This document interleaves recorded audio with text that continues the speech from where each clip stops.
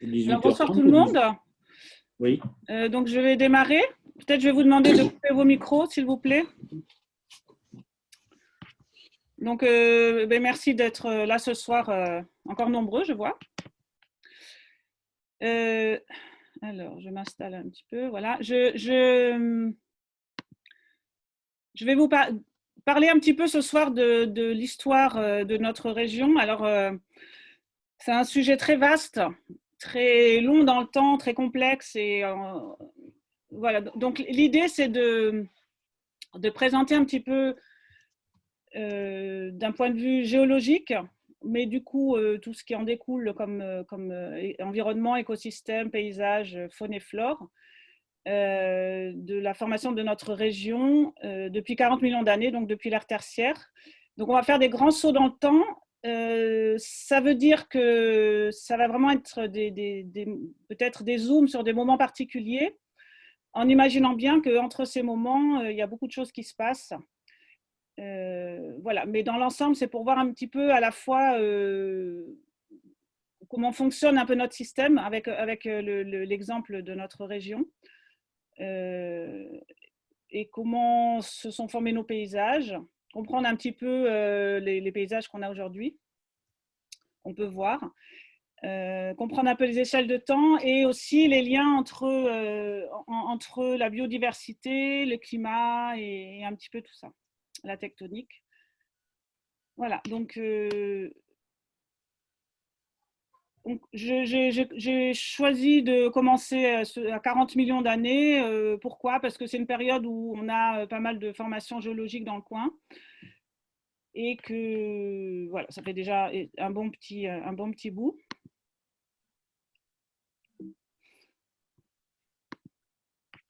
Alors pour se situer un petit peu, ici on a une échelle des temps géologiques.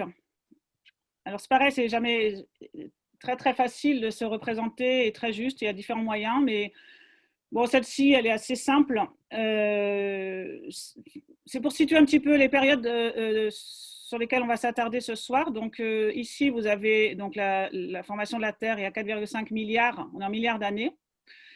Et dans cette spirale, on avance avec voilà, la formation des continents, l'apparition de la vie, du dioxygène, etc. Et on arrive après à l'ère primaire. On est sur 400, 300 millions d'années, 200, 250 millions d'années.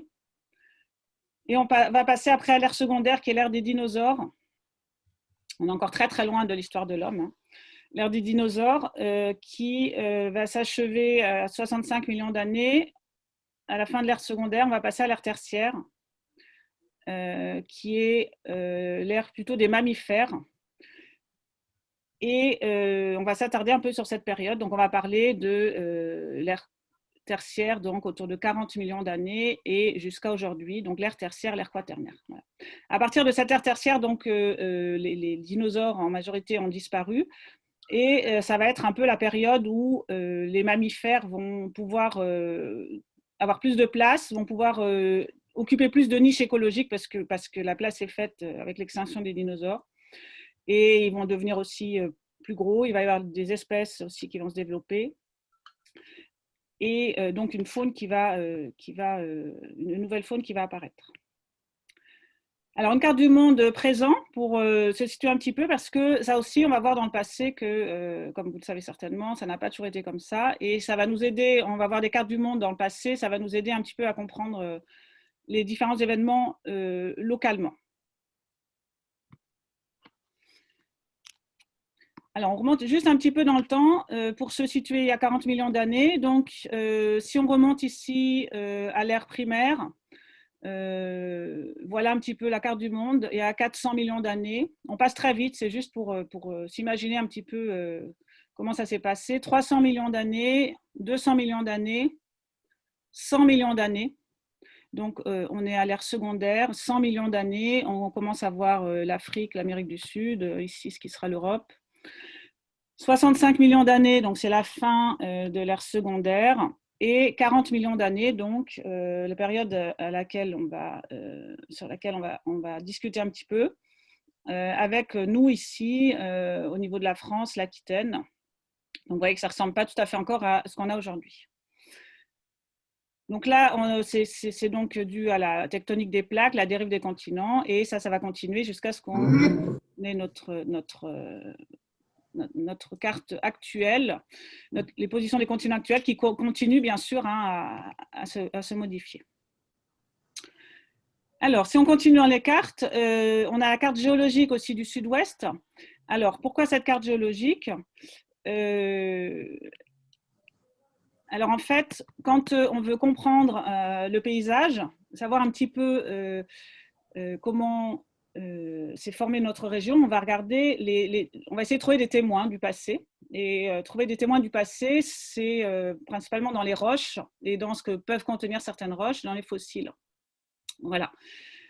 Alors, dans la région, dans notre sud-ouest, on a pas mal de dépôts qui datent justement de cette ère tertiaire et quaternaire. Et comme vous voyez ici, en orange clair, en orange foncé, donc ça, ce sont des dépôts de l'ère tertiaire. Et ce sont des calcaires qui se sont déposés donc il y a 30-40 millions d'années. On a aussi ici les landes avec les sables. Et dans ces roches, en fait, l'idée, c'est de voir déjà la nature des roches. Si ce sont des roches qui se sont déposées plutôt en milieu continental, des apports continentaux, comme des sables, des graviers, des argiles qui peuvent provenir de l'érosion de roches. Si ça s'est déposé plutôt en milieu marin, comme des calcaires, par exemple, qui vont se déposer sous certaines conditions dans l'eau. Et aussi ce que contiennent ces roches, si elles contiennent des fossiles, parce que les fossiles, donc, qui sont des restes d'organismes vivants, animaux, végétaux, ces restes d'organismes vivants vont nous renseigner sur les espèces qui vivaient à l'époque des dépôts et donc à l'environnement. On va comparer ces espèces à celles qu'on va trouver aujourd'hui, s'il y a des analogues aujourd'hui, pour comparer dans quels environnements ils vivent aujourd'hui, ou sinon il y a d'autres manières aussi, si ce sont des espèces disparues, et on essaie comme ça de reconstituer les environnements passés qu'on va appeler les paléo-environnements. Il y a aussi les pollens qui sont très utiles. Les pollens se conservent aussi. Et les pollens donc, vont nous donner des renseignements sur la végétation. Alors les pollens, on va plutôt les récupérer soit au fond des océans, soit au fond des lacs, puisque c'est là qu'ils vont pouvoir se déposer dans des séries, on appelle stratigraphiques, donc continues dans le temps, sans être perturbés par de l'érosion ou des failles, des choses comme ça. On va revoir tout ça. Donc cette carte géologique, on va la revoir plusieurs fois au fur et à mesure qu'on avance dans le temps. Alors la carte du monde il y a 40 millions d'années que je vous ai montré en petit, voilà en plus grand. Et donc nous sommes ici, vous voyez, et notre région ici est en fait à cette période-là sous l'eau.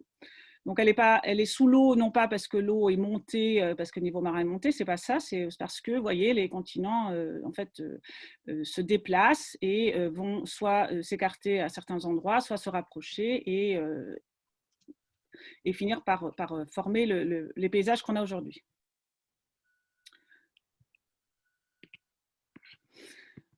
Alors, à cette période-là, il y a 40 millions d'années, hein, on va avoir quelque chose de très important dans notre région, parce qu'on va avoir la formation des Pyrénées. Alors, ces Pyrénées, avant la formation des Pyrénées, on avait en fait l'océan qui passait là, donc sur cette carte ou cette carte, on avait une ouverture entre l'océan Atlantique et la future Méditerranée, donc on avait un sillon marin profond d'ailleurs ici, et la péninsule ibérique était détachée de l'Aquitaine. Et après, il y a eu des mouvements de plaques. La péninsule ibérique est venue se déplacer plus au sud à nouveau, plus à l'est. Et après, vers 40 millions d'années, donc, elle est venue en collision vers l'Europe, ce qui a formé les Pyrénées. Voilà, donc il y avait plusieurs phases. Il y avait d'abord un éloignement, une rotation, et puis après un mouvement vers l'Europe qui a fini par former les Pyrénées. Ce dernier mouvement qui en fait est dû à la poussée de l'Afrique vers le nord. Alors, est-ce que j'ai oublié de dire des choses? Voilà. Voilà, il y a tout un système de failles donc, qui a suivi ces translations de continents. Hein. Et donc, là, en effet, la plaque la plaque africaine qui a poussé l'Espagne, le Portugal vers l'Europe. Donc ça s'est passé pendant des dizaines de millions d'années, on est sur des millions d'années, jusqu'à former les Pyrénées autour de 40 millions d'années.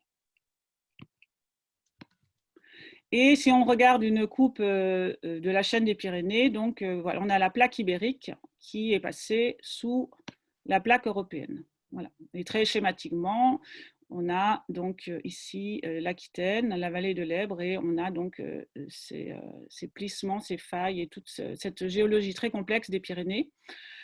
On a ici une vue du dessus avec une coupe qu'on va retrouver ici, et juste pour montrer quelques exemples, on a ici des grandes failles et on a ici les sommets qu'on connaît, le Vignemale, le col du Somport, le massif de Cauterets, qui sont en fait ici des roches de l'ère primaire qui ont été remontées. Et on a toutes les couches donc, précédant ces 40 millions d'années, donc ont été déposées avant, à l'ère primaire, à l'ère secondaire, qui vont se retrouver les unes sur les autres, soit plissées, soit faillées, avec des structures très complexes. Et si on regarde voilà, des cartes géologiques, on peut regarder dans les différents massifs des Pyrénées et comprendre après la géologie en voyant la succession de ces couches. Et on a parfois des couches plus anciennes qui sont venues par-dessus les couches plus récentes. Voilà. Et tout ça, ça s'explique par la géologie. Et on a les dépôts tertiaires ici, quelques dépôts tertiaires par-dessus qui sont sous forme de nappes qui sont arrivés par-dessus. Alors, on est toujours à 40 millions d'années, à 40 millions d'années à l'ère tertiaire, et on a donc nos Pyrénées ici qui sont formées. Donc ici, on a une vision en 3D, vous voyez, donc là c'est le sud, et ici on a une coupe, et on voit ces structures de failles. On a ce qu'on appelle des diapyres aussi, des dépôts de sel qui ont glissé comme ça avec cette compression et qui sont venus faire des petits dômes. Voilà, des structures anciennes qui remontent. Et en surface, on voit que toute cette zone-là est sous l'eau à cette période-là, il y a 40 millions d'années. Donc pour se repérer, vous avez ici le littoral actuel. On a ici l'embouchure de l'estuaire avec la Dordogne, la Garonne, le bassin d'Arcachon, les lacs littoraux, voilà. Et donc, on a toute cette zone-là avec ici des zones marines peu profondes, ici des zones plus de marécageuses. On a le massif central qui est déjà formé avec de l'érosion aussi des apports continentaux. Les Pyrénées qui sont toutes neuves et qui vont aussi commencer à s'éroder et apporter des sédiments petit à petit qui vont, vous allez voir, dans le temps, combler un petit peu toutes ces zones-là. Ici, une autre vision qui n'apporte pas grand-chose de plus. On a donc un paysage avec des zones peu profondes. Ici, vous avez une photo de la falaise sous la citadelle de Blaye, qui en fait montre les calcaires les couches de calcaire qui se sont déposées à cette période-là.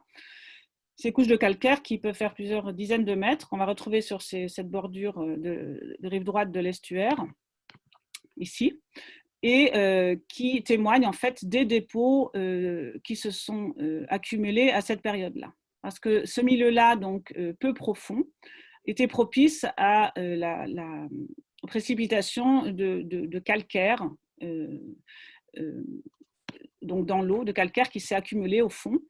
Et dans ce calcaire, se sont aussi accumulées les espèces donc, qui vivaient là. Et donc, on y retrouve pas mal de fossiles aussi.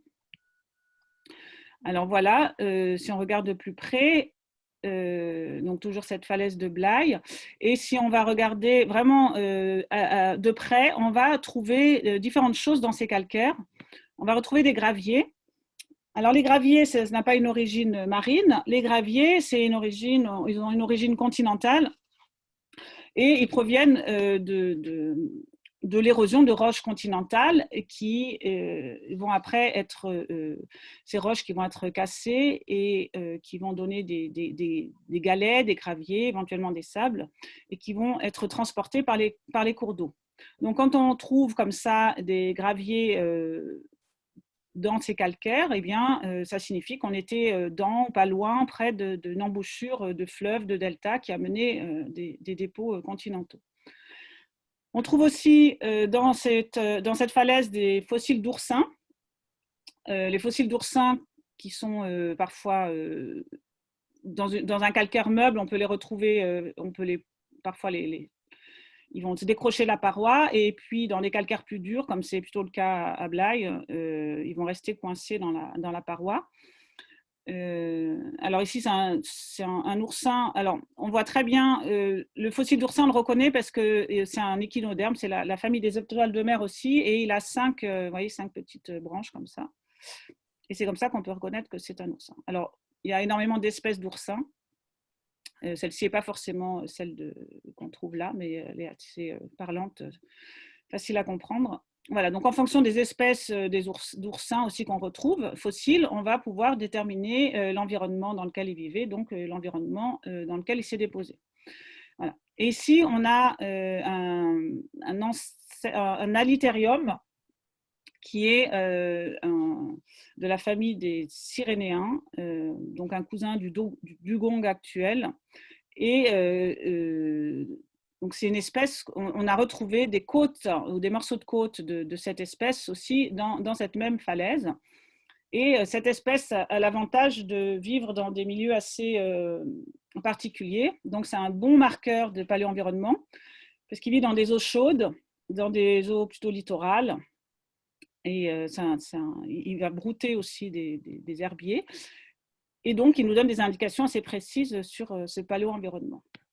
Donc, dans les fossiles aussi, on peut avoir des fossiles qui sont très intéressants parce qu'ils vont vivre dans des conditions assez précises, dans des environnements assez précis, comme les coraux, on le verra plus tard, qui vivent dans des milieux bien oxygénés, peu profonds, assez chauds.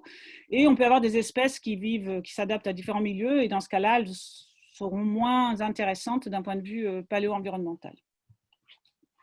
Donc ici, vous avez une reconstitution aussi donc un peu plus proche du littoral et du trait de côte à cette période-là, voyez. Donc ici, on a des dépôts fluviatiles qui arrivent. Ici, on a donc les Pyrénées se sont formées, donc on n'a plus cet axe qu'on avait avant, cet axe marin entre l'Atlantique et la Méditerranée. Et on a ici une île qui a été appelée l'île de Villagrin, et des petites îles aussi ici qui sont certainement des conséquences de la poussée des Pyrénées. Ouais. Alors voilà quelques détails sur l'alithérium parce que voilà, c'est une petite bête pas très petite, assez sympa. Voilà, c'est un genre éteint de grands mammifères marins qui appartenait à la famille du lamantin actuel, du dugong actuel, et qui a vécu donc entre l'Éocène, la période à laquelle, dans les 40 millions d'années, et jusqu'au Miocène, qui est plus récent. Voilà. Et ces restes fossiles sont assez communs, donc on en a retrouvé quand même pas mal en Europe. Alors, là, on peut imaginer à quoi ressemblait le paysage il y a 40 millions d'années autour de Blaye, donc une zone littorale, d'estuaire ou de delta avec un climat tropical. Voilà, après on peut extrapoler et imaginer un petit peu. Les restes de pollen peuvent aussi être assez intéressants. Si on retrouve des restes de palmiers, de cocotiers aussi, ça peut nous donner des bonnes indications. Alors, on revient à notre carte géologique. Notre carte géologique, donc, ces dépôts des calcaires qu'on va appeler calcaires de Blaye, calcaires éocènes, on va les retrouver, j'ai perdu ma souris, voilà, on va les retrouver ici dans cette zone orange foncé. à l'affleurement. Voilà. Donc, sur cette rive droite de l'estuaire, les falaises que l'on a datent, les calcaires datent de cette période-là. Si on va un petit peu plus au nord, on n'en a pas parlé, plus au nord, on va avoir des calcaires également. Si vous allez au niveau de Talmont, par exemple, vous allez avoir des calcaires qui sont plus anciens, qui se sont déposés à la fin de l'ère secondaire, au Crétacé. Voilà, et qui ne sont pas surmontés par ces calcaires de l'Éocène, puisque à l'Éocène, cette zone-là n'était plus sous l'eau, donc on n'a plus ces calcaires à la fleur. Voilà. Dans cette zone-là, on va avoir ces calcaires éocènes, mais on va voir que par la suite, ils ont été recouverts par ceux-ci qui sont plus récents. Ça va pour tout le monde? Je continue. Alors, je ne vois personne, j'entends personne, mais on va dire que c'est bon signe. Pour l'instant, tout va bien. C'est toujours assez étrange. Tout va bien, tout le monde suit. Oui, ça, on comprend super bien. C'est parfait. Alors, notre échelle des temps géologiques, donc nous sommes ici 40 millions d'années et à l'ère tertiaire, on va faire un petit saut dans le temps. On va sauter de 10 millions d'années, ce qui est énorme. Voilà, donc on fait bien attention qu'on est en millions d'années, 10 millions d'années pour arriver autour de 30 millions d'années. Alors, 30 millions d'années, notre carte du monde, il y a 30 millions d'années, voilà, on reconnaît un petit peu mieux notre zone géographique. On voit ici la péninsule ibérique qui a pris son orientation un peu plus actuelle, et on a un golfe de Gascogne encore pas mal marqué et encore un peu sous l'eau. Et vous voyez que la Méditerranée n'a pas du tout fini de se former, et l'Inde est encore pas mal au sud, et tout ça va se mettre en place tranquillement. Alors, il y a 30 millions d'années, donc voilà à quoi ressemblait la région. Donc, ce n'est pas foncièrement très, très différent de ce qu'on avait à 40 millions d'années. Entre les deux périodes, il y a eu des allers-retours aussi d'eau. Il y a eu des périodes où se sont déposées des argiles. Ça n'a pas été constamment des calcaires. Voilà, donc c'est pas quelque chose de très stable. Et il y a eu beaucoup de moments où il y avait plutôt des argiles, après plutôt des calcaires, des moments où il y avait des milieux plutôt peu profonds, continentaux, etc. Là, on est à nouveau dans une période où on va avoir des calcaires qui se déposent. J'ai oublié de le dire tout à l'heure, mais on est dans un climat tropical, donc chaud tropical. On était il y a 40 millions d'années, on l'est encore il y a 30 millions d'années. Et on va avoir des dépôts de calcaire, encore une fois, qu'on va appeler les calcaires de Bourg-sur-Gironde, ou les calcaires de l'entre-deux-mers. On a encore beaucoup d'apports fluviatiles qui vont combler toute cette zone-là. On a les Pyrénées qui érodent beaucoup et qui vont transporter du matériel vers les embouchures, et on a les fleuves, on a les cours d'eau qui vont en fait, voilà, on a beaucoup d'embouchures de cours d'eau qui vont arriver autour comme ça de ce golfe. Voilà. Que voulais-je dire d'autre? Oui, on a ici des petits îlots, vous voyez, avec des petites croix là, des petites étoiles. Ce sont en fait des récifs coralliens, des récifs de coraux. Voilà. Donc on en a ici, on en a là, voilà, qui ont été répertoriés. Il y en a peut-être d'autres.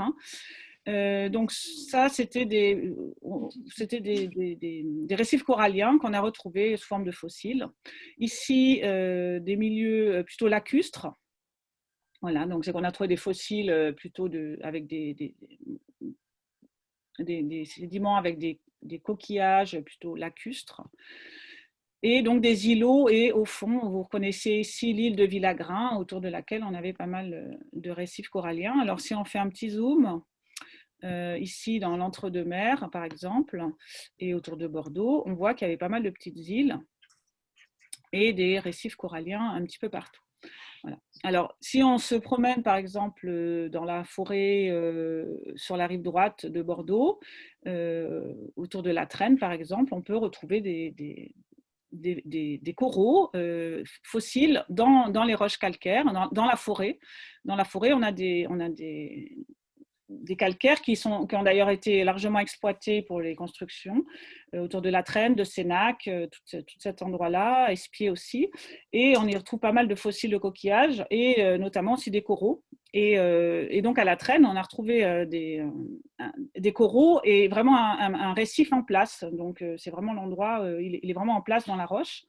Et ce qui est amusant, c'est que si on va un petit peu plus loin sur les chemins, on retrouve à d'autres endroits, à 500 mètres de là, du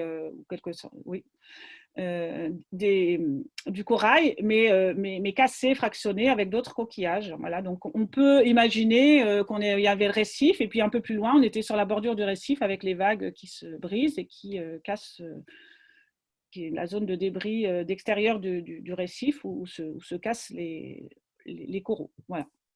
Donc on peut même localement faire des petites reconstitutions comme ça. Alors, on a dans ces coraux, ces fossiles, c'est calcaire, je vais y arriver. Ça s'appelle aussi les calcaires à astéries. Et les astéries, en fait, ce sont donc des étoiles de mer. Et on retrouve des petits osselets, qui sont des osselets qui forment les branches, et non pas les pattes, les branches des étoiles de mer. Voilà, c'est pas extrêmement magnifique.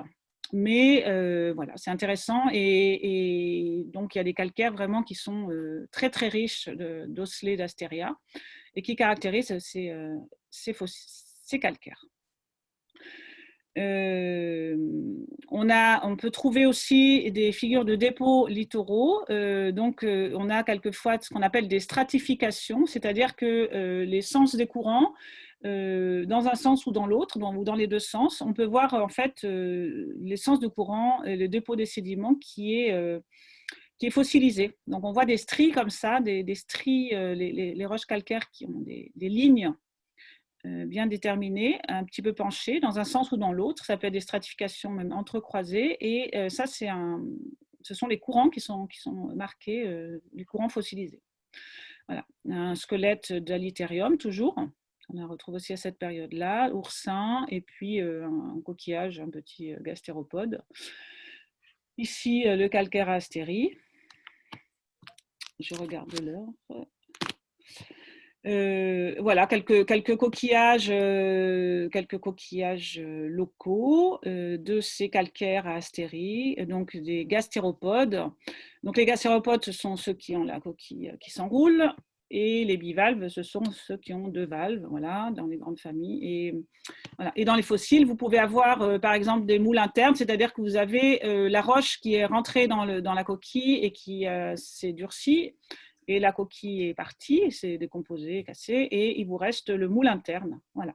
On peut aussi avoir l'empreinte du coquillage, ou on peut avoir le coquillage lui-même. Voilà. Donc il y a différentes façons de fossiliser. Voilà, il y a des huîtres aussi, donc d'espèces d'oursins, des dents, voilà, dents de requins principalement. Ici, des astéries, des osselets, voilà. Et on imagine, pourquoi pas, la région qui ressemblait un petit peu à ça, voilà, il y a 30 millions d'années. Un fossile, un bloc de fossiles de corail. Vous avez alors, les fossiles de coraux, ça se reconnaît facilement parce qu'on a une roche avec des petits trous dedans. Et dans chaque petit trou, en fait, ça correspond à l'emplacement d'un organisme vivant. Voilà. Le corail, en fait, ce sont des animaux et qui vivent en colonie. Voilà. Donc, au lieu que chacun fabrique sa coquille, ils vont vivre ensemble dans un immeuble et fabriquer ensemble un bloc. Voilà. Et ici, vous avez un exemple d'oursin dans la falaise. Voilà. Donc, ça donne ça. Par exemple, on peut avoir juste un creux et l'oursin est cassé, mais on a encore son empreinte. Ici, il est pratiquement décroché. Voilà. Donc, ces calcaires formés à l'Oligocène, il y a 30 millions d'années, en gros, les calcaires de l'entre-deux-mers, on peut les retrouver dans toute cette zone-là que vous avez sur la carte géologique ici. Alors, quelques exemples d'animaux, de mammifères de cette période-là, qui sont plutôt amusants. Donc, comme je vous le disais, l'ère tertiaire, il y avait beaucoup de mammifères. Il y a des espèces qui étaient les ancêtres des espèces actuelles et d'autres qui se sont éteints. Donc, on a par exemple l'anthracotère, hein, voilà, qui est un groupe éteint de mammifères omnivores hein, qui ressemble un peu à un hippopotame et qui a vécu pendant l'Oligocène et jusqu'au Miocène, donc 20 millions d'années. Donc, entre 30 et 20 millions d'années. Voilà, espèce semi-aquatique. On a les calicotères, hein, qui étaient des gros mammifères. Voilà. Alors, ça, c'était une espèce rare, mais on en a retrouvé dans le Gers. Voilà, avec des fossiles. Et, voilà, il y a un gros gisement dans le Gers, j'en parlerai tout à l'heure, on a retrouvé pas mal d'espèces. Voilà. Et donc, le plus proche parent de cette espèce-là qu'on ait trouvé contemporain, c'est le cheval, le rhinocéros, le tapir. Voilà. Donc ça, c'est une représentation imagée, on ne sait pas vraiment s'il ressemblait à ça et s'il avait des poils blancs devant et marrons derrière. Voilà. La faune terrestre, toujours, il y a l'antélédon, par exemple, qui est une espèce éteinte, qui a vécu à l'Oligocène également, qui se nourrissait de calicotères et de camélidés, qui était une sacrée grosse bestiole, voilà, 3 mètres de long, 275 kilos. Donc, on avait quand même des mammifères assez gros à cette période-là. Voilà, avec ces excroissances ici qui font sa particularité. Le Bachytherium, qui est un ongulé, le Paléothère, il y avait des hyènes, des rongeurs, des rhinocéros. Bon, voilà, quelques exemples parmi tant d'autres pour la faune terrestre. La faune aquatique, on a des hippopotames. Alors, je vous ai mis des images actuelles, mais ce n'était pas forcément ces espèces-là. Hein. Ce n'est pas les espèces exactement. Hippopotame, Aliterium, tortue d'eau douce, crocodile, requin. Voilà, donc on peut retrouver des dents fossiles, hein, comme celle du requin. On peut retrouver des morceaux de carapace fossiles pour les tortues. Les crocodiles, des dents aussi. Les écailles, je ne sais pas, c'est possible. Voilà. Et la faune marine, dont on a déjà un petit peu parlé, on a vu quelques fossiles tout à l'heure, là sur les pages en noir et blanc. Donc les oursins, les étoiles de mer, cérites, les crabes, les coraux et bivalves gastéropodes aussi, voilà, nombreux. Voilà un petit peu cette faune de l'ère tertiaire, de 30 millions d'années. Alors, on va encore faire un petit saut dans le temps, encore 10 millions d'années, on va arriver à 20 millions d'années au Miocène. Donc, entre ces périodes également, des variations de climat quand même qui fluctuent, des variations de milieux aquatiques qui parfois des zones qui étaient émergées, immergées. Donc, entre ces périodes de dépôts assez massifs de calcaire, il y a eu des dépôts d'argile qui montraient donc des phases plutôt continentales. Alors, l'autre carte du monde, il y a 20 millions d'années. Voilà ici notre zone. Vous voyez que ça a bougé encore, pas mal. Et il y a 20 millions d'années, chez nous, qu'est-ce qui se passe? Eh bien, on est encore dans un climat subtropical. Et on a quand même notre golfe qui se referme un peu, surtout au nord, vous voyez. Et on a encore toute cette zone-là qui est dans l'eau avec encore quelques récifs coralliens. Alors, qu'est-ce qu'on a d'assez emblématique dans la région? On a les falins qui sont des sables coquillers, des dépôts coquillers que vous pouvez retrouver à la réserve géologique de Socats-la-Brède. Là, c'est une turritelle qui est un petit peu le coquillage emblématique de cette période-là. Et puis, donc, à cette période-là, vous avez aussi beaucoup de coquillages, dents de requin, carapaces de tortue et toute une faune, en fait, de ces 20 millions d'années. Il y a aussi les fameuses huîtres de Sainte-Croix-du-Mont. Vous voyez ici, on avait un milieu qui était donc plutôt une baie. Donc ça encore, hein, on peut le reconstituer grâce aux fossiles et aux sédiments. Donc, on a encore une sédimentation calcaire ici, hein, puisqu'on est dans un milieu peu profond, marin, climat tropical. Et on a ici des dépôts d'huîtres massifs, d'huîtres très, très grandes, qui datent de cette période-là et qu'on peut retrouver à Sainte-Croix-du-Mont, qu'on peut aller voir. Il y a toute une falaise. Et on imagine donc qu'on avait un milieu vraiment propice au développement de ces huîtres, parce qu'on était dans une baie abritée, peut-être à l'image un petit peu du bassin d'Arcachon, une zone peu profonde, plutôt calme, bien oxygénée et propice au développement des huîtres. Le golfe d'Agen aussi était une zone aussi comme ça, un petit peu en retrait. Ici, on a le schéma en 3D. On voit que ça se comble pas mal. Donc, on a les apports du Massif central, les Pyrénées qui s'érodent encore et encore, ces zones un peu marécageuses qui vont petit à petit se combler, et cette zone-là encore qui est marine, littorale, et qui se comble petit à petit aussi, voilà, avec des dépôts de coquillers. Vous voyez ici, on parle de falins, donc c'est ces sables coquillers, ce sont ces sables coquillers qu'on va retrouver après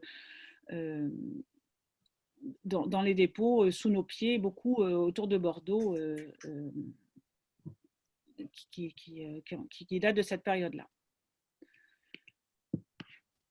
Alors, quelques grosses bêtes des 20 millions d'années. Donc, il y a un grand site paléontologique dans le Gers où on a retrouvé des restes de beaucoup d'espèces, donc des rhinocéros qui se baladaient par là, des éléphants qui se baladaient par là, des écureuils volants, donc qui prouvaient qu'il y avait des arbres également, des amphibiens, des tortues, des crocodiles, des hippopotames, donc tout ça qui sont des marqueurs de milieu aussi. Voilà, des milieux assez marécageux, hein, puisque, comme on l'a vu sur les images précédentes, pas mal de zones qui se comblent petit à petit et des milieux assez humides et marécageux. Ici, des reconstitutions des milieux lagunaires à cette période-là, à l'Aquitania, qui est un étage dans le Miocène. Voilà, avec les espèces de poissons, les espèces de coquillages. Et ici, un milieu récifal, avec toutes les espèces également, une reconstitution qu'on pouvait trouver. Voilà. Ils sont dans l'eau, sur le fond ou enfouis aussi dans le sédiment. Voilà. Alors ça, c'est un schéma aussi qui avait été proposé pour avoir un petit peu une vision des allers-retours de l'océan. Vous avez ici l'ouest, ici l'est. On ne va pas le regarder forcément dans le détail, mais juste à titre indicatif. Donc 40 millions d'années, Éocène, 30 millions d'années Oligocène, 20 millions d'années Miocène. Et vous avez ici l'eau, le milieu marin, les invasions marines, si on veut, qui sont venues par moments. Donc, c'est entre l'ouest et l'est, jusqu'au niveau voilà, de présence de milieu marin, et les allers-retours comme ça, milieu plutôt marin, milieu continental. Et donc, vous voyez, pendant les phases plutôt marines, avec des calcaires qui se sont déposés, calcaire, les falins, et avec des moments où on avait plutôt des sables et des graviers et des argiles qui se sont déposés. Voilà. Et c'est ça qui, après, va structurer notre sous-sol que l'on a actuellement, et on va voir ça dans un instant. Un petit saut dans le temps. J'ai pas mis la carte, c'est pas grave, on s'en souvient. Donc 5 millions d'années, on était tout à l'heure à 20, donc 5 millions d'années. L'Aquitaine émerge, donc on voit cette zone-là qui va se combler avec des épandages fluviatiles encore et encore. Et voilà, qui est encore une zone un peu de subsidence, un peu plus basse, et qui va être de moins en moins immergée, qui va commencer à être vraiment continentale de plus en plus, et qui va recevoir tous les sédiments qui vont arriver, encore de l'érosion des Pyrénées, du Massif central. Et cette zone va finir par se combler par des dépôts. Alors, plus ou moins grossiers hein, qui vont arriver de l'érosion des Pyrénées, du Massif central. Alors ici, j'ai mis un granit, donc c'est pour vous montrer qu'en fait, ces sédiments, et notamment les sables, on verra plus tard, qui vont arriver et qui vont finir sous forme de sable sur le littoral, en fait, ont une origine, alors en partie de granit, notamment qui viennent des Pyrénées, et vous voyez tous ces minéraux de quartz en particulier, des feldspaths, des micas, les minéraux qui composent ces granites qui vont se décomposer par l'érosion, être transportés par les cours d'eau et finir sous forme de grains au niveau du littoral. Voilà. Il se passe la même chose vers le Massif central. Le Massif central, qui lui est plutôt composé de minéraux lourds, de minéraux noirs, et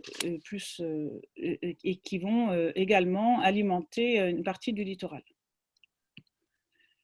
Alors, la Garonne, d'ailleurs, j'ai oublié de parler de la Garonne tout à l'heure. Je ne sais pas pourquoi, mais ce n'est pas grave. Alors, la Garonne, elle, donc la Garonne aujourd'hui, avec cette image satellite, la Garonne, elle a commencé à exister après la formation des Pyrénées, donc après 40 millions d'années, puisqu'elle prend sa source dans les Pyrénées.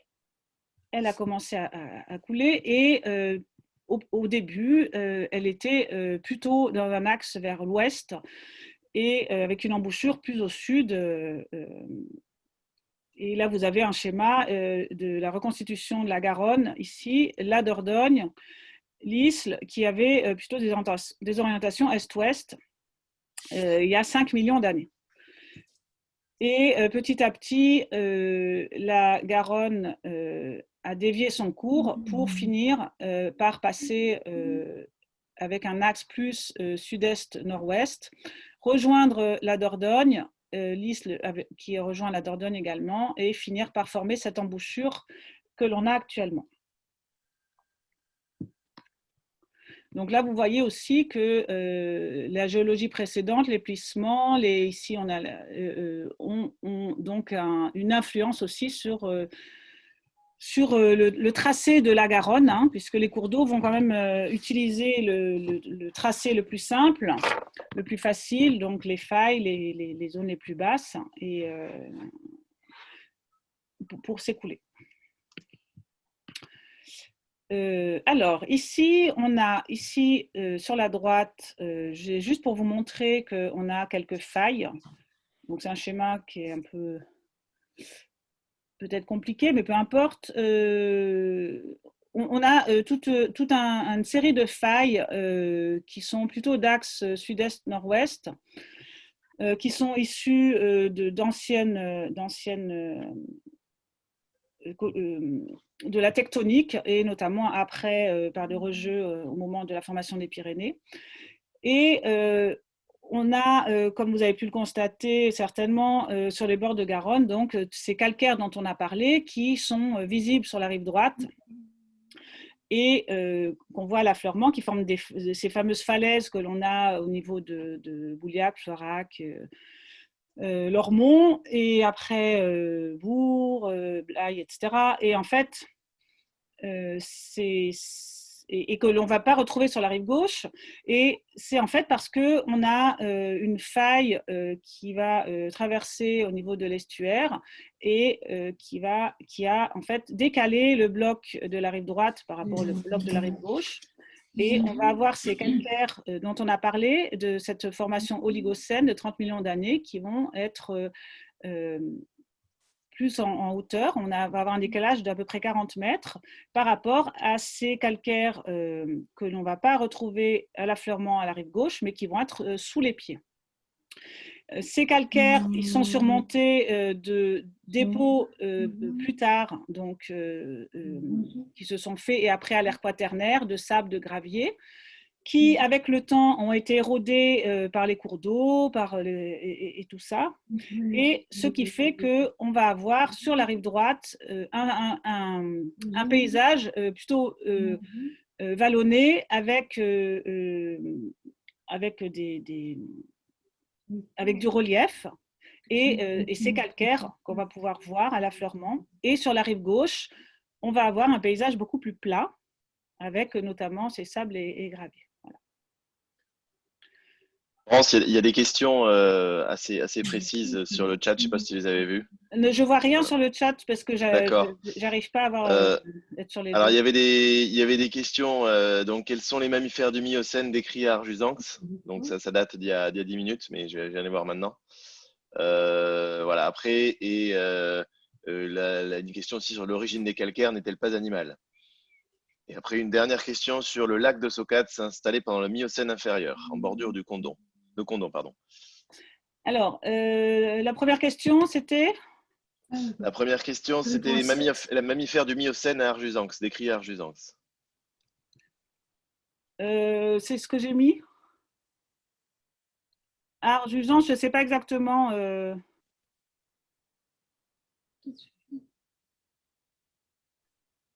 C'est la question de savoir quel mammifère c'est? A priori, oui. Hein, voilà, s'il y avait une liste, où il y avait une liste qui avait été. Oui, alors j'ai faite, regardé. Oui. Comment?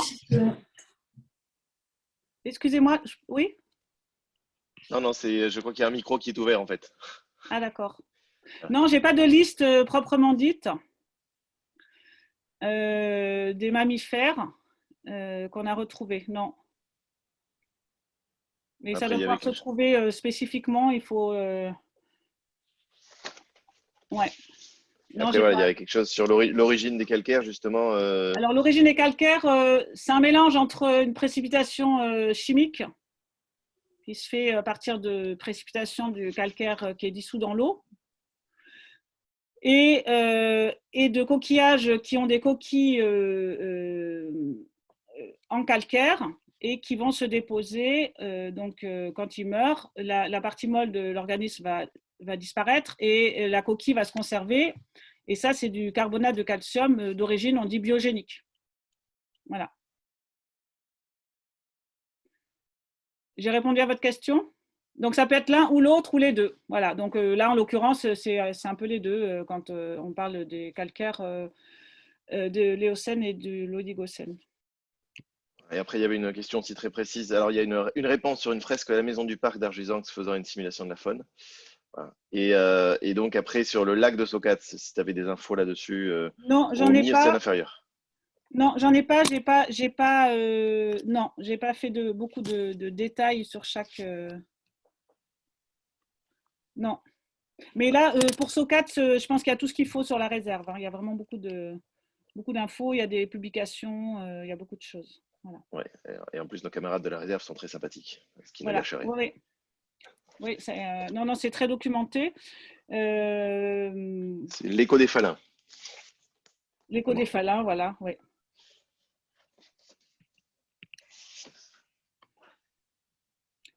Je continue? Oui, c'est bon, oui, j'ai éclusé toutes les questions Merci, qui étaient en boutique. Alors, on va maintenant rentrer dans l'ère quaternaire. L'ère quaternaire, c'est donc ici, on va faire un grand saut dans le temps et on va arriver à peu près 1,7 million d'années. Et on va entrer dans l'ère quaternaire. Donc, l'ère quaternaire, les continents ont à peu près leur configuration actuelle. L'Antarctique est venue se loger vers le sud. On va avoir le début de la... En fait, c'est peut-être cette Antarctique qui a pris sa position. Le courant marin qui tourne autour, qui a engendré en fait aussi peut-être la mise en place de la calotte de glace et la circulation du coup des océans, circulation globale qu'on appelle la circulation thermohaline, et la circulation atmosphérique aussi qui se sont mis en place et qui ont créé en fait les climats qu'on a connus à l'ère quaternaire. Alors le climat général se refroidit. le climat, il est aussi dû, donc, bien sûr, à la position des continents, puisque là, par exemple, si on a, par exemple, dans cette configuration actuellement, on a une plongée des eaux froides et denses au niveau de l'Atlantique Nord, du nord de l'Atlantique Nord, qui vont plonger en profondeur et alimenter un peu tout l'océan en eau froide. Et les eaux chaudes après de l'équateur vont, elles, remonter en surface et réalimenter les pôles en eau chaude. Voilà. Et ça, c'est un système qui va… alors, le moteur est uniquement dû à tout simplement dû à la différence de température de l'eau qui fait que l'eau, le chaud va remonter, le froid va descendre comme l'air, et du coup, ça va engendrer cette circulation des eaux. Et donc, ça va réguler le climat. Voilà, qui sinon serait plus froid au pôle et plus chaud à l'équateur encore. Voilà. Et la circulation atmosphérique est un peu sur le même principe, c'est-à-dire que l'air chaud de l'équateur va monter, va partir en hauteur, et il y a comme ça 3 cellules, grandes cellules atmosphériques entre l'équateur et le pôle qui vont réguler le climat. Tout ça pour dire que cette situation s'installe et que pendant cette ère quaternaire, on va avoir une alternance de périodes comme aujourd'hui, avec un climat à peu près semblable qu'on va appeler des périodes interglaciaires, et des périodes beaucoup plus froides qu'on va appeler des périodes glaciaires. Ces périodes beaucoup plus froides, voilà, ont été assez longues. Alors ici, on a un enregistrement d'une carotte de glace très célèbre, et qui… alors, je vais passer vite parce que je suis encore une fois un peu bavarde ou longue. Donc ici, on est à moins 400 000 ans jusqu'à aujourd'hui, et c'est juste pour vous montrer… Alors, on a un enregistrement du méthane, des températures et du CO2. Il varie en parallèle, et pour montrer les variations qu'il y a eu à peu près en des grands cycles de 100 000 ans de périodes froides et de périodes chaudes. Voilà. Périodes froides, ici, des périodes glaciaires, et des périodes chaudes, ici, interglaciaires. Voilà. Avec ici des remontées très très fortes et très rapides de l'actuel, de tous ces paramètres, beaucoup plus rapides et importantes que ce qu'on a eu précédemment. Voilà, dû, comme vous le savez, à nos activités actuelles. Tout ça pour dire que pendant les périodes froides, glaciaires, qui ont duré assez longtemps, il y a eu beaucoup de fluctuations. Voilà. Il y a eu beaucoup de fluctuations, et les périodes froides étaient plus ou moins froides, et les périodes chaudes étaient aussi plus ou moins chaudes, mais il y a eu énormément de fluctuations. Ces alternances de périodes froides et de périodes plus chaudes, donc période glaciaire, période interglaciaire, ont comme origine la position de la Terre par rapport au Soleil, et sont en fait dues à des paramètres astronomiques qui sont en fait la position de la Terre par rapport au Soleil, donc la rotation, je le visualise, mais j'arrive pas à le dire. La Terre qui tourne autour du Soleil, qui tourne soit sous forme d'une ellipse, soit sous forme d'un cercle. Des paramètres qui sont modifiés de façon naturelle avec des cycles. Il a l'axe d'inclinaison de la Terre, et la Terre aussi qui tourne sur elle-même comme une toupie, qui a aussi été modifiée. Et ces paramètres ensemble ont engendré ces variations. Voilà. Je vais peut-être passer ça, qui est le comblement à la fin de l'ère quaternaire. Et donc, on va faire un grand saut dans le temps. Nous sommes à l'ère quaternaire. Nous sommes avec des périodes beaucoup plus froides et des périodes un peu comme aujourd'hui. Et nous allons nous intéresser, après ces quelques fluctuations, à la dernière période glaciaire, qui s'appelle le dernier maximum glaciaire, qui date d'il y a à peu près 20 000 ans. Voilà, donc on va ponctuellement se poser dans cette période pour voir un petit peu comment ça s'est passé.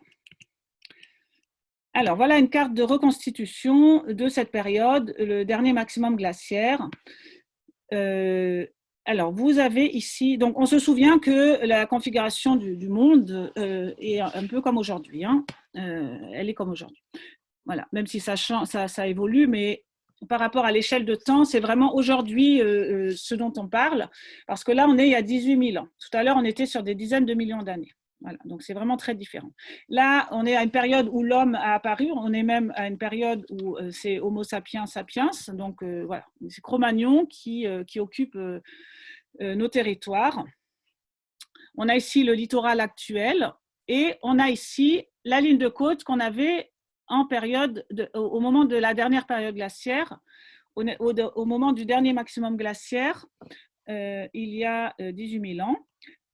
Et vous voyez que, en fait, il y avait moins d'eau dans l'océan. Il y avait moins d'eau dans l'océan, puisque, en fait, avec le cycle de l'eau de l'océan qui s'évapore, qui tombe sur les continents et qui repart par les cours d'eau jusqu'à l'océan, cette eau, en fait, qui tombait sur les continents, eh bien, restait sur les continents, s'accumulait sous forme de glace et les calottes continentales étaient très, très étendues. Et du coup, cette eau qui ne revenait pas à l'océan a fait diminuer le niveau marin. Et le niveau marin était 120 mètres plus bas à peu près par rapport à l'actuel. Voilà. On avait ici la zone des Landes qui était vraiment non habitable, ni par les humains, ni par les animaux. C'était du sable, il y avait beaucoup, beaucoup de vent, il faisait froid, donc ce n'était pas, voilà, pas une zone où il y avait beaucoup de faune. Et vous voyez ici une reconstitution par rapport aux fossiles de la faune qu'on a pu trouver. Alors bien sûr, on a la vallée de la Dordogne qui était très occupée parce qu'elle s'y prêtait par rapport au paysage, au relief, etc. Un petit peu dans la Gironde aussi. La Garonne, elle, eh bien, elle doit creuser. Elle a creusé jusqu'à 40 mètres par rapport à l'actuel pour atteindre, en fait, l'océan Atlantique qui était entre 50 et 100 km plus à l'ouest chez nous. Voilà. Ici, vous avez une carte plus large où on voit donc l'étendue des calottes de glace ici en Europe, sur les îles britanniques.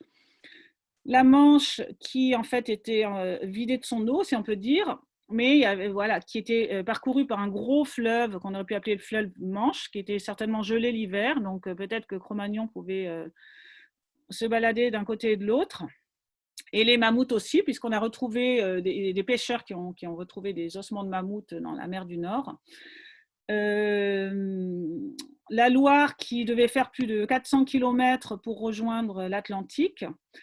Voilà, le Rhin, la Meuse qui se jetait plus au nord, qui certainement rejoignait aussi tout ce réseau de la Manche. Voilà, donc ça, ce sont des reconstitutions aussi de ce que pouvait être le réseau hydrographique à cette période-là. Notre sable littoral qui, donc, à cette période-là, le sable qui provient donc toujours de l'érosion, eh bien, ce sable était déposé sur le plateau et ce sable, après les va-et-vient de l'eau, en fonction des fluctuations aussi du niveau marin pendant les différentes périodes glaciaires, interglaciaires, glaciaires, interglaciaires, etc. Ce sable, après, aux dernières remontées du niveau marin, a été remanié et ramené sur nos côtes et a formé alors c'est une histoire aussi longue sur laquelle je ne vais pas m'étendre aujourd'hui, les dunes que l'on a actuellement, les dunes littorales et les lacs, etc., qui sont sur notre littoral. Alors ici, on a un exemple très parlant du variation du niveau marin, c'est la grotte Cosquer que vous connaissez pas certainement de ne pas avoir visité puisqu'elle est sous l'eau et qu'elle est interdite, qui a été découverte il y a un petit moment, 25 ans je pense, par un plongeur, monsieur Cosquer. Voilà, et qui a donc son entrée sous l'eau, à quelques, je ne sais plus exactement d'ailleurs, 50 mètres sous l'eau, je crois. Voilà, donc, et qui, à la période où elle a été occupée, était bien sûr exondée. Et on a retrouvé une peinture, un dessin de pingouin qui témoigne en fait de cette faune plutôt froide qu'on pouvait retrouver. Alors, quelques animaux rapidement de l'ère glaciaire. Alors, le mammouth, parce qu'on aime bien les mammouths. Le mammouth, alors, il est venu dans la région au plus fort de la glaciation, mais ce n'était pas une espèce très abondante. On a quelques représentations, notamment celle-ci dans la grotte de Rouffignac, mais elles sont assez rares. Ici, c'est ce que je vous disais sur la pêche. Un pêcheur qui a découvert dans ses filets ces ossements de mammouth. Ici, une molaire de mammouth qui pèse 3 kg parce qu'ils ont une molaire. Voilà. Et ici, bon, un schéma des peaux de mammouth avec les poils. Donc, la couche de graisse de mammouth. Ces espèces de glaciaires étaient vraiment adaptées au froid, avec une couche de graisse très épaisse et des duvets aussi, des poils extrêmement longs, jusqu'à presque 1 mètre de long pour les poils les plus longs. Le rhinocéros laineux, qui est aussi une espèce pareille, avec beaucoup de poils et une couche de gras important, et qui n'était pas très, très abondante non plus, mais qui a pu apparaître un peu dans le sud-ouest. Voilà. Ici, une représentation de la grotte de Rouffignac. Et par contre, le renne fait partie des espèces prépondérantes pendant cette période-là, des espèces qui vivent en troupeau, en milieu ouvert. Voilà, parce qu'on avait donc dans la région, on va le voir, une végétation totalement différente, puisque les forêts qu'on a actuellement n'étaient plus présentes. Et on avait donc un milieu beaucoup plus ouvert où vivaient les rennes, les chevaux, le bison et un petit peu les bœufs musqués. Il y avait le renard polaire aussi. Voilà. Alors, les troupeaux de rennes qui effectuent également des migrations. Alors, on ne sait pas trop dans quel sens, si c'était nord, sud, est, ouest, mais on sait que les hommes les chassaient l'hiver et qu'ils les chassaient l'été dans les Pyrénées. Après, on ne sait pas si c'était les mêmes espèces ou pas. Le cheval, voilà, qui étaient des espèces assez petites. Ici, une représentation de Lascaux qu'on connaît bien. Voilà, qui était adapté au sol mou et humide qu'il y avait au moment de ces glaciations. Le bison des steppes, voilà, qui est une espèce disparue aujourd'hui. Et l'antilope taïga, qui est également une espèce grégaire et qui est venue dans la région, alors par épisode aussi assez court, mais qui a pas mal colonisé aussi un petit peu le coin. Et qui est un animal donc caractéristique des steppes froides. Voilà. Elle vit encore aujourd'hui, la preuve, il y a une photo. Voilà. On va la retrouver en Asie, plutôt en Asie centrale. Alors, le mégacéros, lui, je l'ai mis, mais en fait, c'est une espèce qui ne vivait pas en période glaciaire. Elle est plutôt venue après la glaciation, au moment de la déglaciation, entre la période du maximum glaciaire et avant que le milieu forestier se referme. Voilà, parce que le mégacéros, qui est donc de la même famille que c'est un cervidé, avait des bois énormes. Ici, vous avez des moulages qui ont été faits devant la grotte de Père-non-Père, il pouvait avoir une envergure jusqu'à 3,50 m. Et donc, ce n'est pas une espèce qui peut vraiment vivre dans les forêts. Voilà. Donc, c'était une espèce plutôt de tourbière, de milieu un peu humide et voilà, donc a vécu une période plutôt entre la déglaciation et le milieu actuel.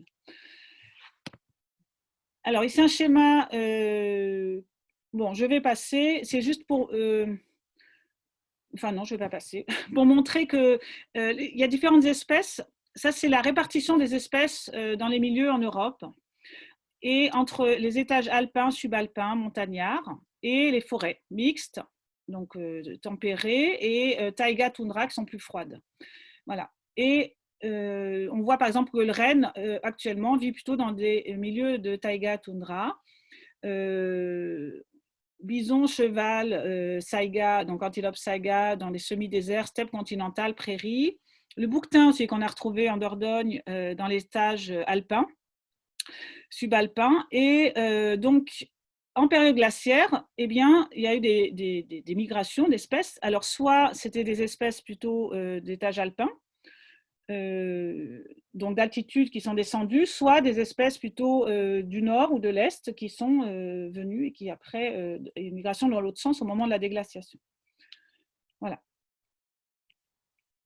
Alors, voilà une des illustrations de peut-être ce que à quoi pouvaient ressembler nos paysages, des steppes peut-être, avec des herbes, des fleurs, des arbustes, donc du lichen, voilà, avec un sol peut-être pas très riche, et puis plus au sud peut-être des forêts mais plus parsemées avec des pins, quelques bouleaux aussi. Voilà. Alors, comment est-ce qu'on a pu reconstituer la végétation aussi? C'est grâce au pollen. Et les pollens, ça se conserve très bien, ça se fossilise très bien, pardon. Voilà, et en fonction des… Alors, le pollen, c'est souvent des assemblages polliniques. On ne va pas dire une espèce comme ça. Vous avez ici des diagrammes polliniques. Donc, ici, on a la profondeur. Les pollens, on ne va pas les chercher comme ça n'importe où parce que ça n'a pas trop de sens. On va surtout faire des diagrammes polliniques à partir d'enregistrements continus dans le temps. Donc, les enregistrements continus dans le temps, les dépôts continus dans le temps, on va les trouver au fond des océans ou au fond des lacs. Voilà. Donc, c'est comme les microfossiles marins et d'autres éléments. On va faire des carottages et on va aller extraire au fond des océans ou au fond des lacs les sédiments bien dans l'ordre et dans des couches qui n'ont pas été sujettes à l'érosion et à des modifications. Et comme ça, on va avoir une série continue qui s'est déposée dans le temps avec plus on va descendre profondément, plus le dépôt est ancien. Et on va pouvoir corréler la profondeur avec l'âge et comme ça avoir un enregistrement dans le temps de différents paramètres qu'on va chercher. Donc ici, en particulier, donc les pollens. Voilà. Donc là, on a un enregistrement dans le lac du Boucher qui a été beaucoup étudié pour les pollens en particulier et d'autres paramètres aussi. Et même si on n'y voit pas grand-chose, c'est pas grave. L'idée, c'est de voir donc ici la profondeur dans la carotte et ici les différentes espèces que l'on a et ici leur abondance. Voilà. Et ça, c'est un diagramme pollinique et c'est comme ça qu'on peut reconstituer en fait la présence des différentes espèces. Voilà. Alors après, à savoir les espèces, comment elles se sont comportées pendant le changement de climat, pendant les périodes glaciaires, interglaciaires, est-ce qu'elles ont disparu, comment est-ce qu'elles ont pu faire. Alors, il y a des études, là, par exemple, c'est un exemple de diagramme pollinique de différents interglaciaires, donc entre les périodes glaciaires, les interglaciaires, et savoir comment sont réapparues les différentes espèces et dans quel ordre. Voilà.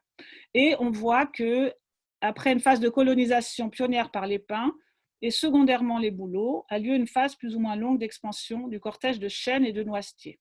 Voilà, qui correspond à l'optimum thermique. Voilà. Puis se développent les feuillus, les conifères moins thermophiles.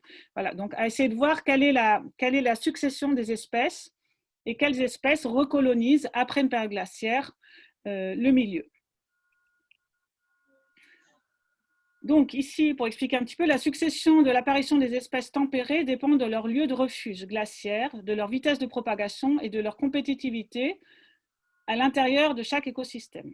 Voilà. Donc, il y a plusieurs paramètres parce qu'en période glaciaire, les espèces sont parties dans des zones refuges. Alors, elles sont parties avec leurs graines et elles ont été se mettre à l'abri vers l'Italie, vers la mer Noire en fonction des espèces, avec des routes chacune en fonction des espèces également.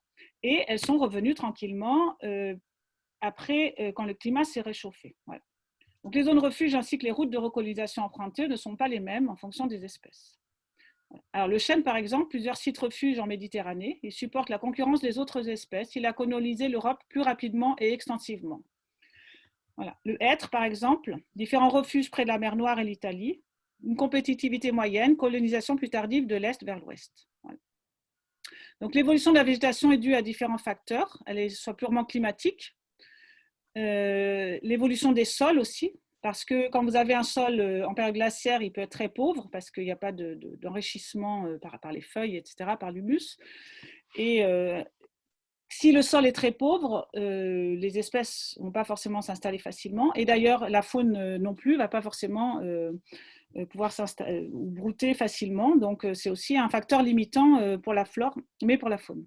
Compétition entre espèces et les barrières orographiques et écologiques, donc à savoir s'il y a des montagnes, des fleuves qui empêchent les passages.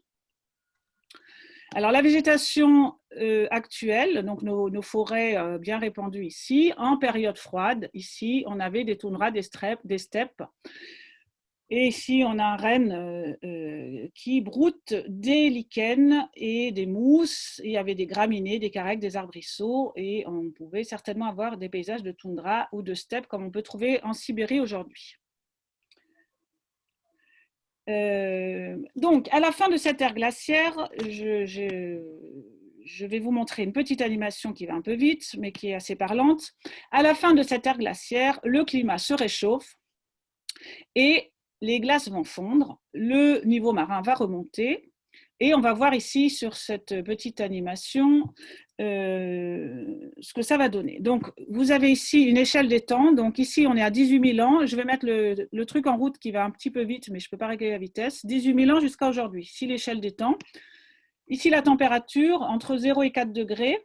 Bon, après, on estime que, enfin, on ne sait pas vraiment, mais avec les pollens, on arrive à...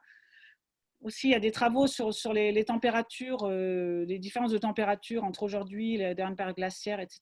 Mais ça peut être autour de 5 degrés, mais localement très différent. Ça peut être peut-être pas mal plus, pas mal moins en fonction des zones. Et voilà. Et ce qu'on sait aussi avec la palynologie, c'est que les espèces ont pu, avec des mouvements très brefs, des variations très brèves de température, des sauts, comme je vous ai montré dans les périodes glaciaires, où il y a eu comme ce qu'on appelait les événements d'Heinrich, etc., des sauts de température assez brefs sur quelques centaines d'années. La végétation, en fait, a suivi aussi ces modifications.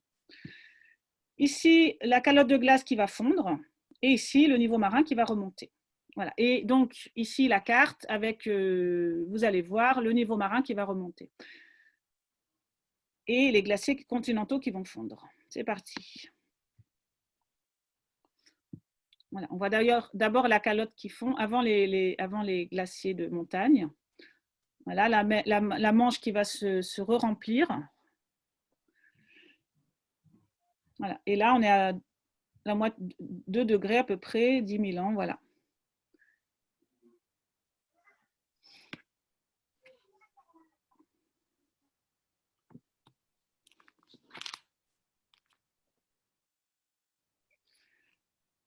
Donc voilà une idée de ce que ça peut donner. Pour la végétation, à ce moment-là, alors là on a un peu toutes les étapes, mais on passe des steppes après tranquillement à des steppes toundra, à des steppes plus sèches et à des forêts après de conifères et puis après à des forêts tempérées jusqu'à aujourd'hui. Voilà. Et avec la végétation méditerranéenne qui revient. Alors, la faune, qu'est-ce qui s'est passé pour la faune des périodes glaciaires? Alors, il y a certaines espèces qui disparaissent à la fin des glaciations. Il y a le mégacéros, le rhinocéros laineux. Le mammouth, ici on a une image, mais elle n'est pas très jolie, c'est pas très grave. Le mammouth, lui, n'a pas disparu tout de suite à la fin de l'ère glaciaire, puisque on a retrouvé les dernières formes sur les îles, ici, les îles Saint-Paul, l'île Wrangler, au niveau de la Sibérie.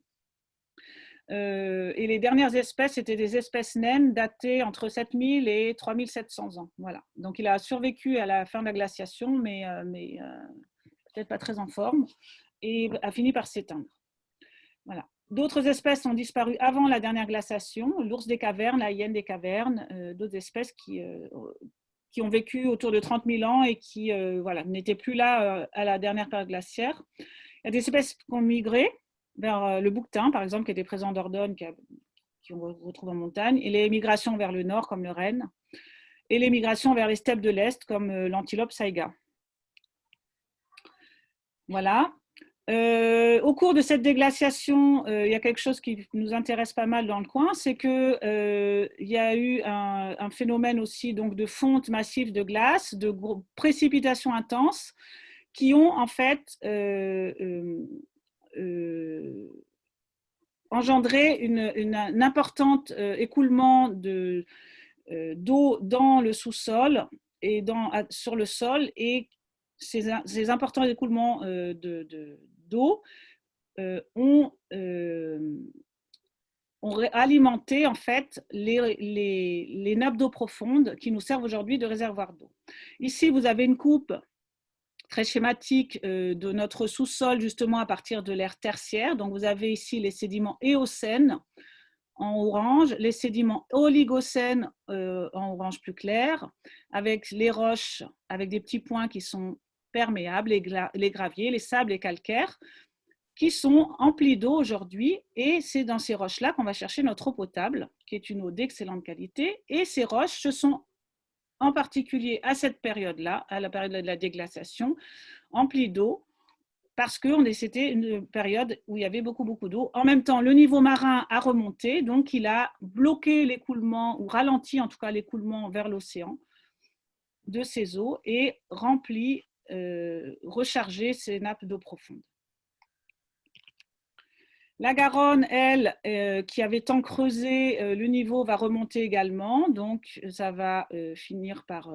voilà, le niveau d'eau va remonter. Et il va y avoir pas mal de zones qui vont être comblées, de marais qui, pour finir, vont donner le cours actuel de la Garonne. Vous voyez avec la rive droite qui est ici représentée plus haute également.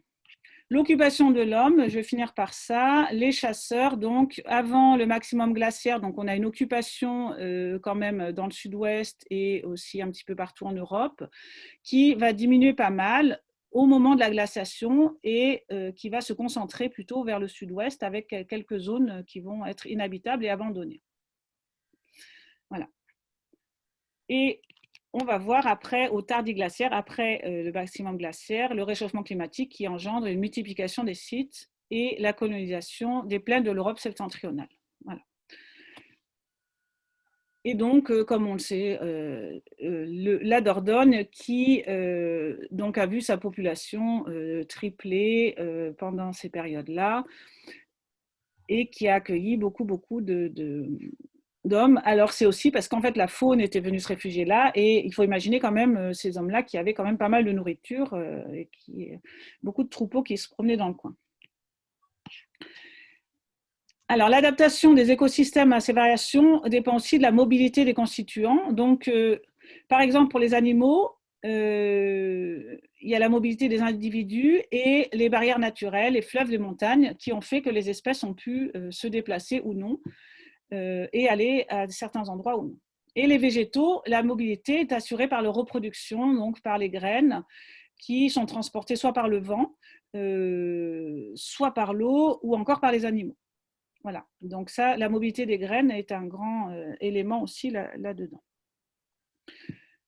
Voilà, et ce qu'on peut dire, c'est que le réchauffement, la dernière glaciation a été suffisamment important pour modifier en profondeur la répartition des écosystèmes, mais certainement assez lent pour maintenir la biodiversité. Voilà. Donc permettre les migrations ou les adaptations ou voilà, les zones refuges, etc. Voilà. Avec quand même quelques espèces qui ont les plus fragiles qui ont disparu. Et voilà, ce réchauffement lent qui est quand même pas du tout donc ce qu'on a actuellement, qui est un réchauffement beaucoup plus rapide et intense, qui n'a rien à voir avec ça. Voilà, j'en ai terminé. Je vous remercie et voilà, si vous avez des questions, je suis là.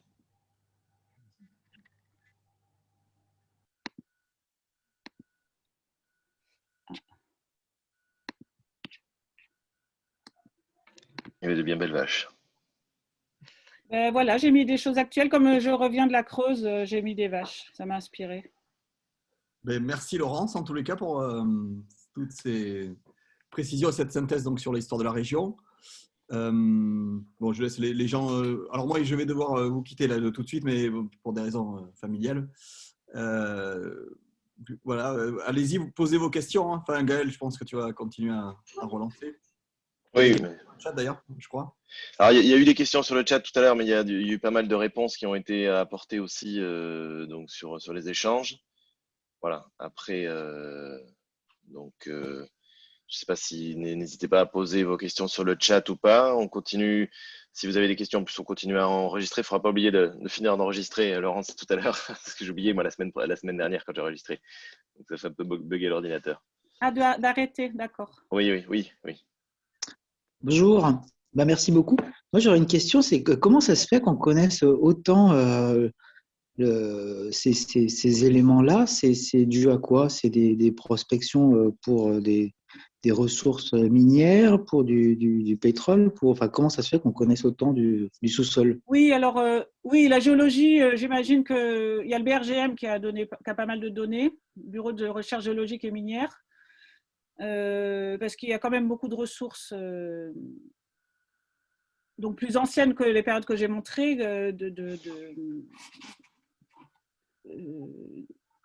du pétrole aussi, il y a du sel, voilà. Et puis après, il y a aussi les recherches de géologie fondamentale des laboratoires de recherche pour comprendre. Et actuellement, il y a la palynologie pas mal pour. La paléontologie, c'est quand même, je crois que c'est quand même quelque chose qui a été. C'est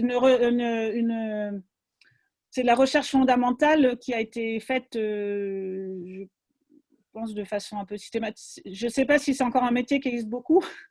Il y a des spécialistes paléontologues sur les fossiles du Miocène, etc. Mais coucou Charlotte. Mais je pense qu'il y a les deux. Il y a la recherche fondamentale et il y a la recherche de ressources. Si je peux.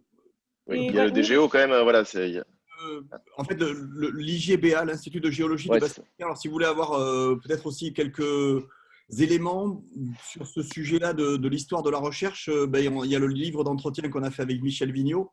Je suis en train de le chercher justement. Donc, le directeur et le créateur de ce qu'on a appelé à l'époque l'Institut de géologie du bassin aquitain, qui a initié, surtout qui a repris effectivement beaucoup de forages faits pour la recherche pétrolière avant la Deuxième Guerre mondiale et pendant la Deuxième Guerre mondiale et après la Deuxième Guerre mondiale pour la recherche du pétrole et d'eau. En fait, dont tu parlais, Laurence, sur l'eau, justement, en fait, on a cherché de l'eau parce que le potable a été un gros problème. Ah voilà, c'est mieux. C'était dans le mauvais sens. Voilà, le potable a été un gros problème pendant très très longtemps sur toute la région. Et donc, ces recherches ont permis d'avoir plein de forages recensés et rassemblés au BRGM. Et après, il y a eu cette fameuse exposition, la première exposition de Cap Science en 1995. Ça s'appelait l'Aquitaine sortie des eaux. Dont je pense tu as montré d'ailleurs quelques éléments qui en sont issus de cette synthèse réalisée par le laboratoire, le DGO, le département de géologie et océanographie qui a succédé à l'IGBA, l'Institut de géologie du bassin aquitain, qui aujourd'hui est le laboratoire EPOC, environnement et paléo-environnement océanique. Et donc, et côtier, et continentaux, je crois maintenant. Je sais plus le C, je crois, il faut voir. Il est double. Et donc, ça a permis à Laurent Landex et Jean-Pierre Tastet de faire ces cartes de synthèse à partir de toutes ces données de forage, essentiellement quand même liées à la recherche minière, hein, pétrole, le pétrole de Parentis, par exemple, qui a été découvert dans les années 50, et puis, évidemment, la région de Pau. Et l'eau, encore une fois, l'eau souterraine, qui est notamment en Gironde, est essentielle. Après, sans compter qu'il y a une strate géologique qui correspond, qui est l'aquitanien. Donc, en plus, nous avons. Alors, on a deux strates qui sont des références mondiales, parce que dans les échelles géologiques, il y a donc Oligocène, Éocène, Miocène, et en dessous, il y a des strates et encore des sous-étages. Et donc, à la réserve géologique de Socats-la-Brède, il y a deux étages qui sont des références mondiales, qui sont l'aquitanien et le burdigalien. Donc, ce sont des âges avec des dépôts qui sont des références. Et donc, cette réserve-là aussi, elle est réserve géologique. Et donc, ils ont pas mal aussi travaillé là-dessus pour en faire quelque chose. Donc, il y a aussi eu l'ouverture au public Pardon, je crois qu'Éric parlait. Oui, non, mais je n'avais pas ouvert le micro en plus. Donc, je montre la couverture du bouquin d'entretien avec Michel Vignon. Regarde, on a la même. Pas mal de choses. On peut la montrer en double. Voilà, ben voilà. Bon, je crois qu'on n'en a plus, mais enfin bon, on peut le prêter au minimum. Voilà. Et après, il y a des recherches récentes aussi sur le comportement des végétaux avec les pollens, justement, pour savoir comment, peut-être à quelle vitesse, à quelle intensité, comment réagissent les végétaux face au changement de climat. Et il y a des palynologues qui travaillent actuellement là-dessus pour peut-être anticiper le comportement qu'ils peuvent avoir actuellement et dans le futur. Voilà. Donc c'est un mélange, là c'est un mélange voilà, soit d'exploration minière, et puis il y a aussi, je sais pas, la géologie aussi fondamentale, la géologie pour fabriquer les ponts, etc., a aussi donné des informations. Voilà, quand on voit la construction du pont d'Aquitaine, ça a aussi donné des informations sur la géologie locale. Oui. Et juste par rapport aux plantes qui sont, comme elles peuvent se répartir dans les interglaciaires et comme elles vont se retirer pendant les glaciations, par exemple, on sait maintenant que dans les différentes glaciations, il y a des espèces qui ont disparu. Et on peut comparer, par exemple, il y a des espèces qui maintenant ils vont pousser en Amérique du Nord et qui poussaient avant en Europe. Mais dans les différents interglaciaires, ils sont disparus et maintenant, on va les trouver dans les jardins. Donc, par exemple, les lyrodendrons, les tulipiers, et par exemple, comme des espèces de sabres, elles poussaient avant ici et petit à petit, avec les différentes glaciations, ils sont disparus. Et par contre, en Amérique du Nord, comme il n'y avait pas les barrières montagneuses des Alpes et des Pyrénées, et les chaînes montagneuses, elles sont orientées nord-sud, elles se sont maintenues. Voilà, juste. Elles ont réussi à se déplacer dans le bon climat qu'il fallait, Oui, et pas chez voilà. nous. D'accord, ouais, c'est Parce ça. que les barrières montagneuses, elles n'étaient pas Oui. est-ouest, elles étaient nord-sud. Mm-hmm. Ah, c'est intéressant ça. Ouais. Elles pourraient se réfugier et après repartir. Mm.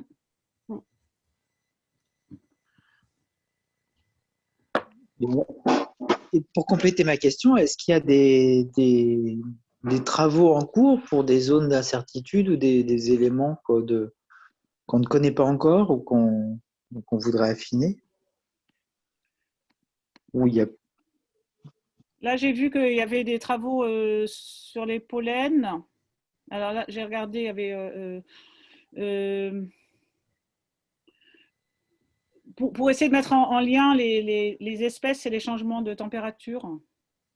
Et aussi avec les occupations humaines. Alors, c'est plus de la préhistoire. C'est au laboratoire de préhistoire de Bordeaux, la Maria Sanchez-Goni, qui travaille.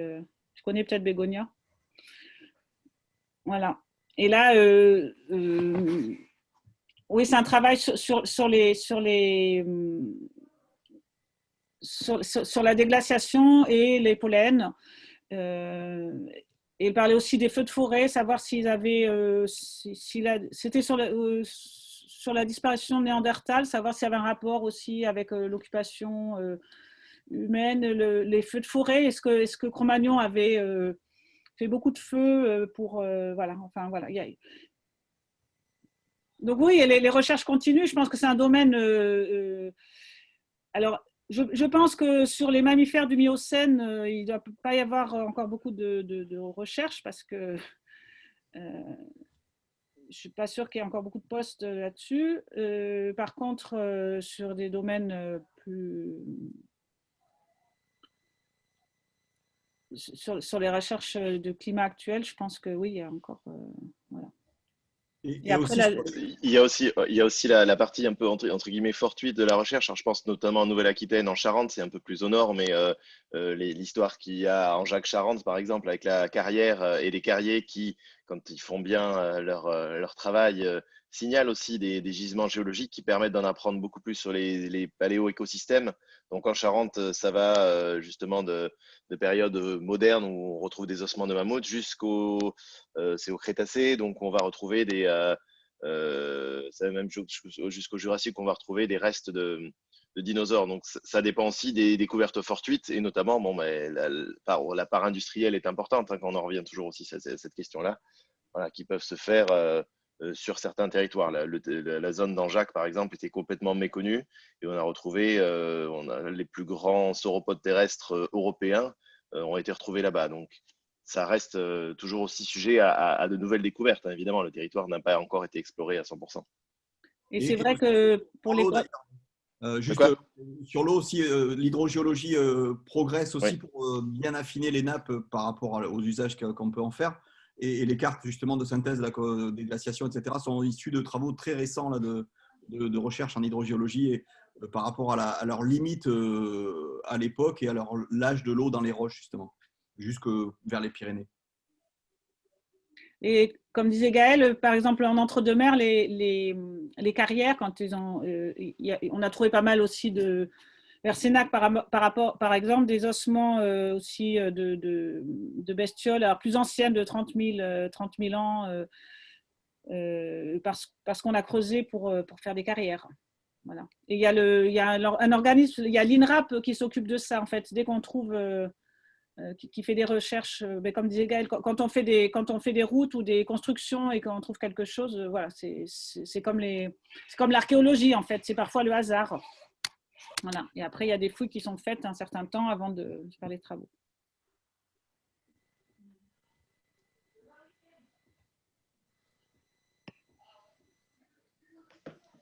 Voilà, je ne sais pas si vous avez d'autres questions. J'avais une question, c'est pas une question, c'est pas l'objet vraiment de la conférence, mais enfin, c'est un peu sa suite. Est-ce qu'on fait il existe des études de prospective sur le devenir géologique, climatique bien entendu, on en parle, et au moins géologique de notre région. Savoir, la Terre, enfin, la tectonique des plaques va toujours exister. Est-ce qu'il y a des études, des modélisations qui peuvent nous faire imaginer ce que sera notre planète dans 40 millions d'années ou dans oui. À court terme ou moyen terme? Oui, ça c'est pas très difficile parce qu'on sait on sait comment ça se déplace, on connaît les sens de déplacement, on connaît les vitesses de déplacement. Donc oui, si vous regardez pas n'importe quoi, mais sur Internet, je pense qu'il y a des… Sur Internet, il y a quelqu'un qui a modélisé l'avenir, alors notamment avec la fermeture de la plaque de la Méditerranée, puisqu'on se rapproche de la plaque africaine, voilà, malgré certains chagrins qui voudraient s'en éloigner, on s'en rapproche de façon absolument naturelle. Voilà, donc il y a cette fermeture-là, et évidemment, oui, il y a des projections qui sont faites. Je crois qu'il me semble bien avoir vu sur Internet oui, il y a quelqu'un qui a fait ça, des projections qui avait fait ça, ouais. Qui est assez impressionnant. Ouais. Je vais voir ça.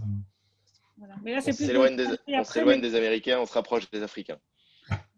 Mais les données, oui, les données existent et c'est pas. Mais après, c'est des échelles de temps très à échelle de temps courte, il y aura notre littoral qui va profondément changer dans les années à venir, à la fois par l'érosion et par l'impact climatique aussi, notre impact climatique. Voilà, ça sera peut-être la part la plus évidente de l'Anthropocène et au niveau géologique, on aura un changement assez marqué. Et rapide en plus. Oui. Et rapide pour avoir le temps géologique. Ok, ben merci. Merci pour ces infos. Bon. Merci à vous. Bonne soirée merci. Et bon appétit. Bonne soirée. Merci. Bonne soirée. Au revoir. Et donc, à la semaine prochaine, voilà, ça sera moi la semaine prochaine, voilà, sur l'habitat des animaux. Préparez-vous. Bonsoir. Bonsoir. Merci, Bonsoir. bonne soirée. Bonsoir. Bonne soirée. N'oublie pas d'arrêter d'enregistrer, Laurence. Oui, je regarde les questions. Ah. Avant d'éteindre, parce que… Chercheur, c'est celui qu'on a cité, c'est Michel Vigneault, qui est un chercheur émérite. On a cité aussi, il y a Jean-Pierre Tastet. Et donc, il nous reste, j'oublie aussi, celui qui a fait les cartes aussi avec Jean-Pierre Tastet, tu vas t'en souvenir, je pense. Pardon? Excuse-moi. On nous demande les chercheurs, donc il y a Jean-Pierre Tastet, Michel Vigneault et le dernier, son nom m'échappe, mais tu vas me dire qui c'est, celui qui a fait les cartes. Celui qui a fait les cartes, c'est Laurent Londex. Laurent Londex, voilà. Et pour la palynologie, Regardez, Bégonia? parce que j'ai regardé avant, il y avait une espèce d'exposition virtuelle sur c'est Capscience qui avait remis ça en ligne, où il y avait justement les mammifères que j'avais pris. Et en fait, ça y est plus. J'ai cherché sur tous les côtés. Voilà, il n'y a plus. Et Bégonia a donné des références sur la palynologie aussi. Je ne sais pas si oui, tu entends, Bégonia? Là, maintenant, je peux pas donner les références, D'accord. mais après, c'est vrai que là, l'article là, il est intéressant, celui de. Mais voilà, je ne sais pas. C'est dans mes diapos et il faut que j'ouvre l'ordi, que je fouille. Je ne la connais pas par cœur. Désolée. Sinon, je ne sais pas, la prochaine conférence, je peux la mettre. Voilà, exactement. À la tienne, oui.